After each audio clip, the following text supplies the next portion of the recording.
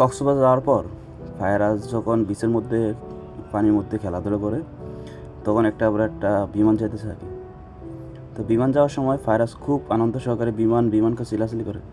তো ভাবলাম ফায়ারাজকে বিমানবন্দর দেখায় নিয়ে আসি। তো বিকেলবেলা ফায়ারাজে নিয়ে বিমানবন্দরে যাই। তো যাইতে যাইতে সন্ধ্যা হয়ে যায়। তো সন্ধ্যার সময় আমরা যখন যাই তখন 10-8 মিনিট পরে একটা বিমান আসে, লাস্ট বিমান, যেটা ইউজ বাংলা। তো ফায়রাজের ভাগ্য ভালো যে যাওয়ার পরে বিমানটি দেখতে পায়। ফায়রাজ তো বিমান দেখে খুব আনন্দ হয়েছে। সে বিমান দেখে দৌড়ে বিমানের কাছে যাবে, তাকে তো ধরে রাখা যায় না, কিন্তু তা যেতেও দিতে পারে নাই।